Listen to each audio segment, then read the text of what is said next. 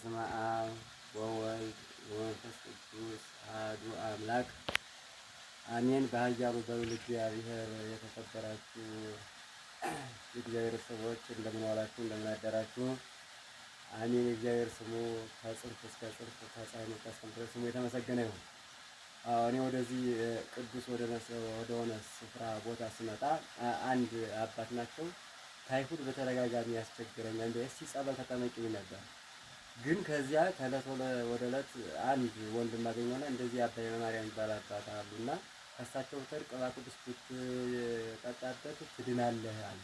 እኔም መጥቼ ያለውን ነገር አይቼ ያን ቅባ ቅዱስ ወስጄ በክዳማ በመጠጣት በተደጋጋሚ ከዚያ በፊት ግን ታይፉዱ በወር በ15 ቀን እየተነሳ ፀሐይ በነካኝ ቁጥር በምግብ በተለያየ ምክንያት ጠቀም እንደዚያ ያደረገ በተደጋጋሚ ነበር። ግን ወደዚህ መጥቼ ወይራ ዘይት እንኳን እየጠጣሁ አዘውትሬ እየጠጣሁ ከተጠቀምኩበት በኋላ ያ በሽታ የለም ሙሉ ነው።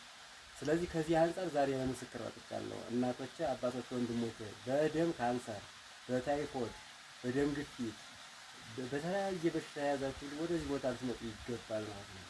በተለይ አባታችን በንስሐ በምክረ ካህን በእውነት ያለመሰልቸት ለረጅም ጊዜ መጽሐፍ ቅዱስን በመጠቀም በቃ የሰው ልጅ እንደገና ተወለድኩ። ብዙዎች እኔ በአጋጣሚ የነገርኳቸው አንዳንድ አባቶች፣ እናቶች፣ ወንድሞች እኔም በቃ የምቀርባቸው የኔ ልጆች ሳይቀሩ አንድም ሁለትም ቢኖረኝም እነሱ መጥተው ወደዚህ ከብዙ ደዌያቸው እንደዳኑና ንስሐ በቃ በአግባቡ መጽሐፍ ቅዱስ ወይም በአንቀጸ ንስሐው በመጠቀም አንቀጸ ሰማያዊ አንቀጸ ሕይወት የዘላለም ሕይወት ለማግኘት የሚለው መጽሐፍ ለስጋው ደግሞ የሚያበቃ የብዙዎቹን ሕይወት የቀየረ ትዳር ሊፈርስ የነበረው አንድ ያደረገ መሆኑን ልትገነዘቡ ይገባልና እና እንዲሁም እንደው እንዳጋጣሚ አንድ ጓደኛዬ ለ12 ዓመት ሳይነስ ይቸገር ነበር እና በተደጋጋሚ ያተድም እያልኩት ቀን ሲቀጥል ግን አንድ ቀን እግዚአብሔር ፈቅዶ አንድ ጓደኛው ናትና ሰጠችው።